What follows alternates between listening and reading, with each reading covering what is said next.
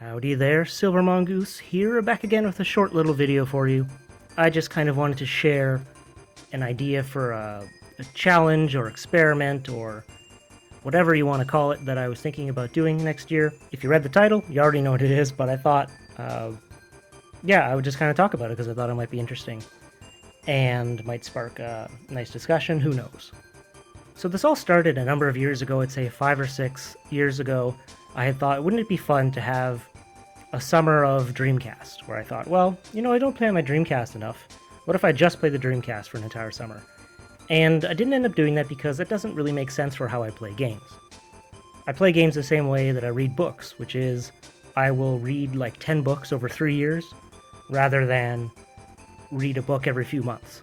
And that's kind of how I play games. I've been playing Pac-Man World on PS1 for years now. Every few months I'll pick it up and I'll play for a little bit, and then I'll put it back down and I'll pick it up again in another few months. So it wouldn't really make a lot of sense for me to play one system for just a summer, because that would result in me starting a lot of Dreamcast games, but not actually finishing them.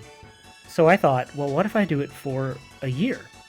And then I made a video, or 4 videos, where I talked about most of my my physical Wii collection, or my library, where I talked about all the games that I owned, and that kind of got me into like a mood to play more Wii games and look more into the Wii, and I ended up actually getting even more Wii games. And part of what that video revealed was that there was probably, 30 games, 30-ish games that I had barely ever touched, and then I bought even more, so I probably have 40, 50 Wii games that I've barely touched. So I thought, what better way to force me to go through this backlog of Wii games and experience them than to try to basically just play the Wii for an entire year. So for 2022, nothing but the Wii. So other than it being a good way to play some games in the backlog, I just thought it would also be an interesting experiment to see if it would help me, even better appreciate the Wii, because I feel like systems and generations of games like really have certain flavors to them, like playing a game in the era which had all of those 32-bit, 64-bit consoles like the Saturn and the 64 and Panasonic 3D, all that sort of stuff, feels very different than playing something from, the 8-bit generation. And similarly, playing a game on a Genesis to me feels very different than playing it on a Super Nintendo. And even systems that have very, similar architecture in terms of what they can play, like the GameCube and the Xbox, and even though they have a lot of games that are on both systems, I find it still feels very different to play a game on the Xbox than it does on the GameCube. So I thought that just kind of immersing myself in one system would kind of, just help me look at it from a new perspective. And I think that there might also be some other things that come out of this that I can't predict. So I don't know, if anything interesting comes out of it, I might actually, make a video quarterly or something just talking about it, if there's anything interesting to say. The question is, can I do this? And the answer is absolutely not. There's no way I can do this.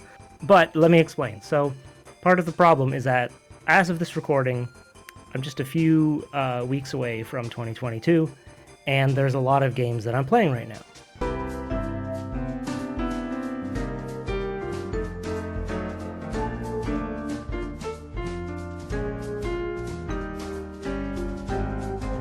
There's no way that these games, which I'm either playing or want to finish before I start playing only Wii games, there's no way I'm going to actually finish all of these in the limited amount of time that I have, with holidays and spending time with family and all that sort of stuff.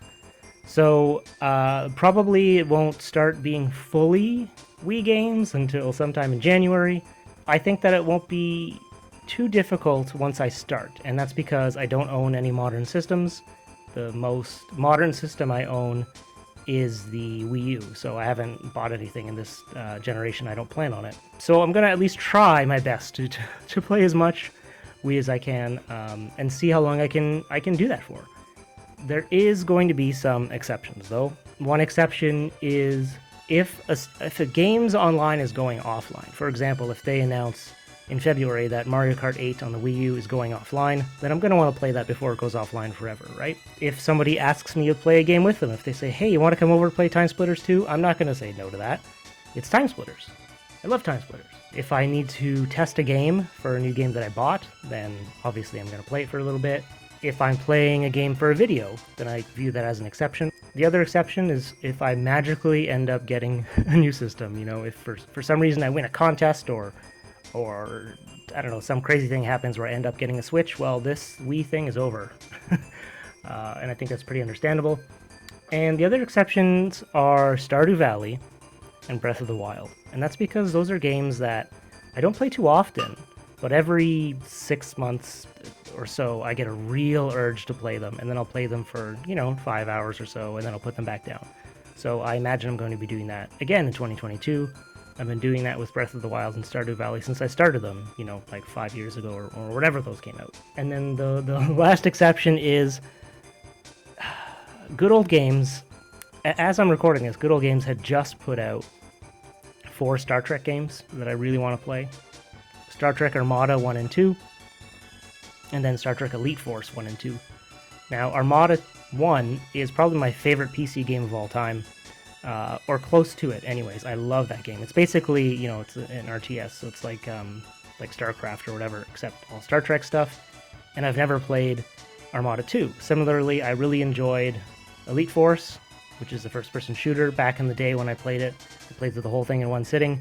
And again, I've never played number 2. So now that those 4 are out, I'm probably at least going to play one of them because I've been waiting to play these games for a decade, if not more, probably more than that. So I don't want to restrict myself from that.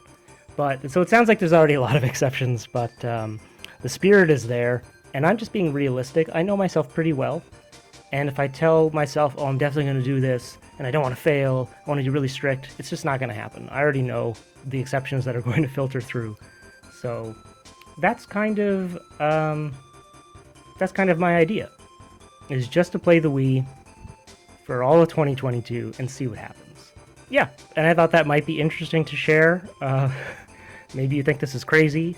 Maybe you have some strong feelings about this, or maybe you've done a similar backlog challenge, or tried playing one system for a while, or beat all of your games on one system or in one game series. Maybe you have some sort of other challenge or something similar that you've done in the past that you want to share, or maybe you wanted to definitely share a top Wii game that I should be starting with, or something like that, right?